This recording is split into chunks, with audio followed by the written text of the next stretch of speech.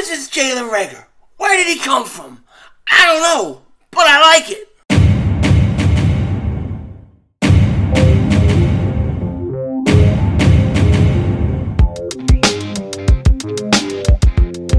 Dallas still stinks.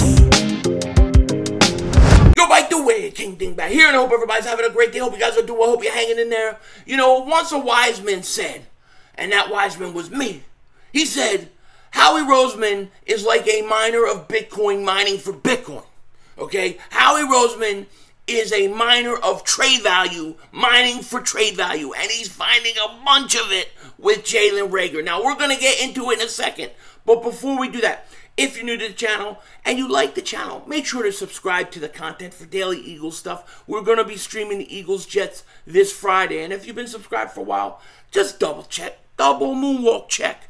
Make sure you're still subscribed. I also have to thank all those that are coming over from the Mark Holmes channel that were there the last few days watching the Philly 500 marathon on repeat, because all Mark Holmes did was release Philly 500 stuff all weekend. He actually played re-airs of my live stream calls.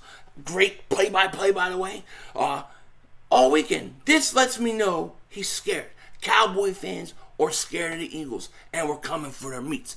I'll deal with you, Cowboys fans. I'll deal with you a little later. And we must say happy birthday to Jerry Jones today. He turned 814 years old, so happy birthday to him. Now, let's get to the greatest team, the greatest franchise in the history of mankind, the Birds. So let's talk about the Birds, right? Big news today. Main thing is the Eagles are banged up. Or in terms of injury report, they had 12 people out with an injury. And let's just jump into it. Okay, there's a lot of people here. So no practice today. Calcaterra, however you want to say them. I know you'll correct me in the comment section. Hamstring. LaRaven Clark, hamstring. Gainwell, hip. John Hightower, groin. Jason Kelsey, elbow, although they're saying that is not too serious. Jimmy Moreland, ankle. Boston Scott, concussion. Devontae Smith misses his 4th day of practice with the groin. I'm not surprised. I don't think he's playing week 1 preseason, so they're probably going to rest him all week. Jaquaski Tart, personal reasons. Vincent groin, Ward toe, Wheatfall hamstring, and then limited but back at practice was Andre Dillard and Jordan Mailata with concussions, but they were limited. So 12 players out today, including Kelsey with the elbow. But like I said, it's not believed to be a serious injury. So that's really good news. As far as today's practice went, it was kind of light, and they said that the second team offense really got a lot of reps. And that's a good thing, because like I said, my man Howie Roseman, Howie Vision, we're all just living in it, is mining for trade value right now. And so when the second team gets a lot of reps, that means Jalen Reagor is getting a lot of reps. So that's good. But I will say this about the second team offense. Gardner Minshew, or maybe you want to call him as his name is right now, Gardner Stinkshoe, because he is a man that lives in a van down by the river. All right? Minshew has struggled. Minshew has struggled, and the question is why is Minshew struggling? My theory, my hypothesis, my opinion, which is just an opinion. I don't have any proof of this or whatever, but I think Minshew is checked out. I think he's kind of checked out. I mean, think about this, right? He goes and he plays one game versus the Jets, runs to the front, runs to the coaching staff and says, how can he start? He wants to start right away. They tell him, hey, you can't. Too bad. So, you know, he wanted to get traded, didn't get traded. Now he's here and he's going to be the backup. Maybe he's kind of just checked out a little bit. You know what I mean? Minshew picked off twice today. One was a deflection on 7-on-7s. Kevon Wallace. We had a Kevon Wallace signing. Where's Wallace, String? Where's Wallace? Well, Wallace showed up. Deflection today. Davion Taylor picked up, who's having a nice camp, by the way. All these linebackers really are having a good camp. They're all playing really well. And then Kaiser White had another had the second interception on him. Minshew did have some nice throws. You know, it wasn't all bad. He hit Jalen Reagor a few times. And we're going to get into Reagor in a second. But, yeah, it was busy reps for the second team today. Hurts worked with Quez Watkins today a little more than usual. They said he was targeting him over the middle, and that's good because, you know, what do we hear about Jalen Hurts and AJ Brown before training camp? Oh, Jalen Hurts, he can't throw to AJ Brown. They have no timing. It's off. Now we're hearing, oh, Jalen Hurts, all he throws to is AJ Brown. Every play, AJ Brown. Every play, AJ Brown. So when he doesn't throw to him, it's a problem. When he does throw to him, they have a problem. They have a problem no matter what. Okay, to me, I'm perfectly fine with him working on his timing with AJ Brown. Today, he you know, they were getting Quez a little more involved, which they got to because Quez is an absolute stud. Quez is your third wide receiver, no question about it. Defensively, I want to say a few things real quick. Brandon Graham with a big sack on Jalen Hurts. You know, a big sack in terms of practice. But the most important thing about Brandon Graham is he's coming back from injury, an Achilles. And I've talked about Achilles before. That's the one injury that really, really scares me, especially if you're a defensive back, wide receiver, or you're in your 30s. But it looks like he looks really good so far. That's a good thing.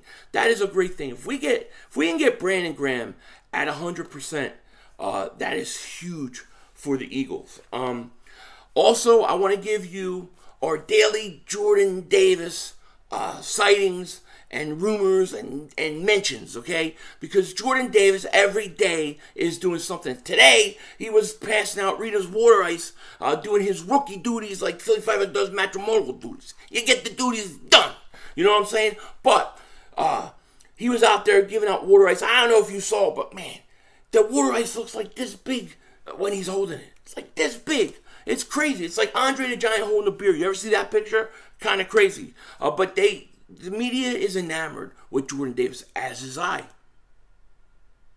You know what I mean? And they asked Milton Williams about him today, and this is what he said. Pound Eagles defensive tackle Milton Williams on his impression of Jordan Davis. He said, a big dude. Once it clicks for him, there's no stopping him. Pound Eagles. You hear that, Mark Holmes? There ain't no stopping. You can't say, I want Jordan Davis, I want Jordan Davis, I want my Cowboys trade for Jordan Davis, and then you don't get him and then say, I never wanted him anyways. Yeah, right. Nobody believes that crap. Come on now, man. Nobody believes that crap.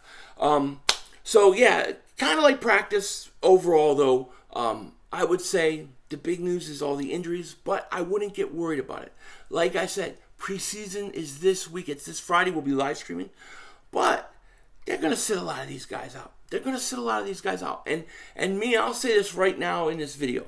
If I had to plan out the preseason for the Eagles, I would have my starters play first quarter of the first game, into the third quarter of the second game, and then I'd probably sit them the third game. Unless they needed a little more work, I may give them a series.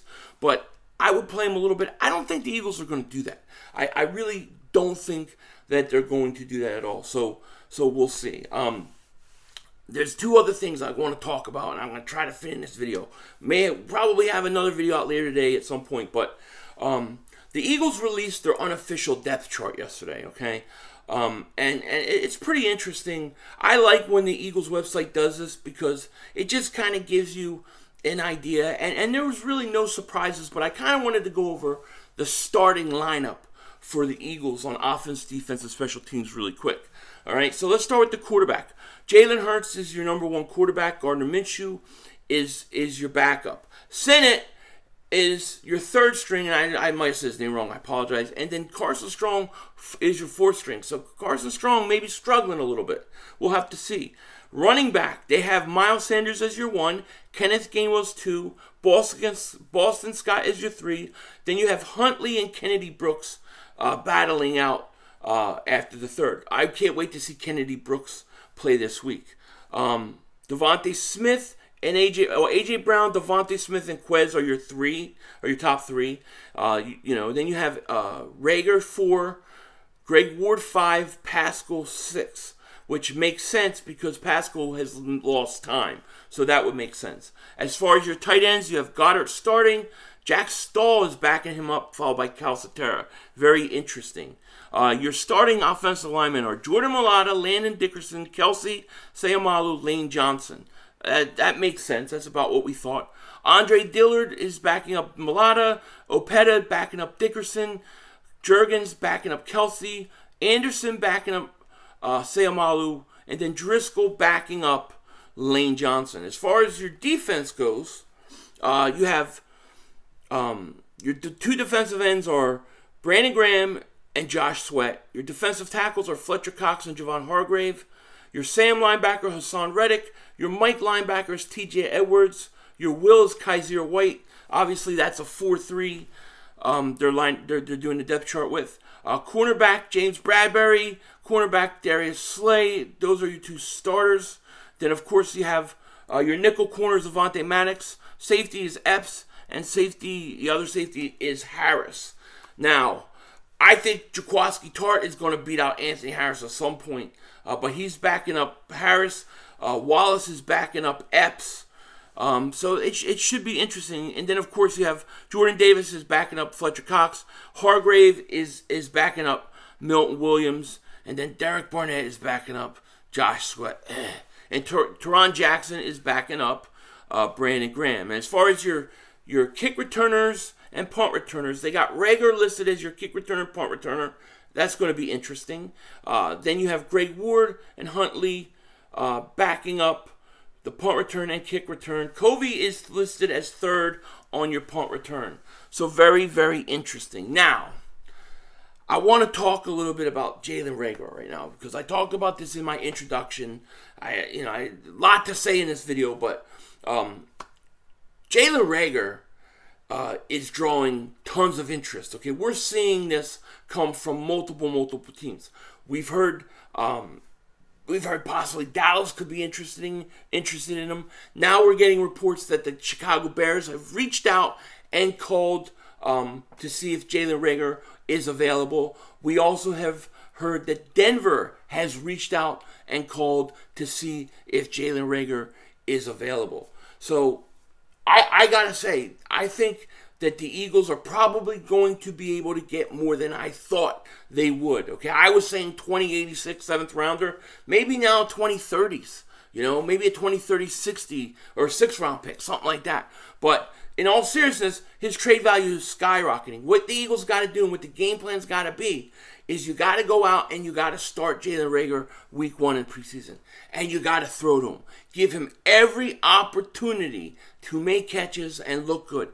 Continue to build that trade value. The Eagles should not trade him until after week 2 of the preseason if they're going to do. At the earliest. They can wait up until the trade deadline. I don't care. But at the very earliest you trade him, it's got to be at least after week 2 of the preseason. His value is going up. I know that doesn't, you're like, well, hey, Philly, how much value can he have? Well, he can have more value than he did. Somebody is going to bite. Somebody is going to look at Reagor and say he's a third-year wide receiver that was in a bad situation, had a lot of things early on. Let's take a flyer on him. Let's take a shot. A team like Chicago that needs receivers, that has fields, they may take a shot. Denver, they have a lot of injuries. They may take a shot. This is going perfectly, in my opinion, for Jalen Reagor. Howie is building up his trade value, and at this point, we got to continue doing it. And listen, if Reagor's so good that you can't trade him, that's fine too.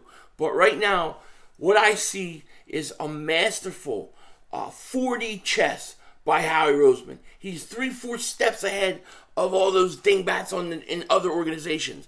And he is building Reagor's trade value up, and nobody can do nothing about it. It's genius. With that said, I should be back later at some point. Take care. Talk to you later. Of course, don't be a dingbat. It's Howie Vision. We're all just living in it.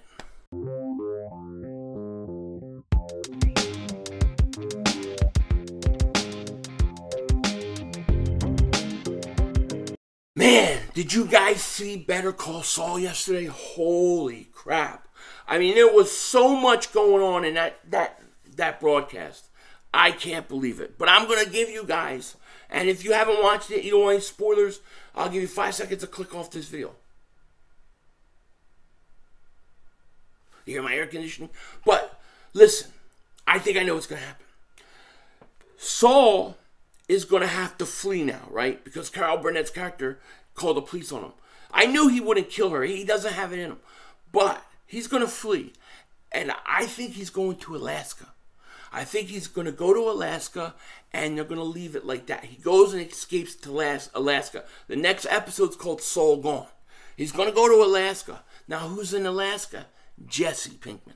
Jesse Pinkman. And that's how they're going to end it, with an open possibility that if they ever want to do something, that they can. However, Saul doesn't know Jesse's in Alaska. He thinks he's actually in... you know, like south of the border. So he's going to go to Alaska. He's going to escape there. And the reason I say it is the jewels that he had, right, came from somebody that was in Canada and Alaska. They mentioned that. They show a weird look on Saul's face. And then yesterday when they were showing Kim at the airport in Albuquerque, they show the giant sign of Alaska. They're giving us hints. He's going to Alaska, and that's what I think. Denzel Washington out.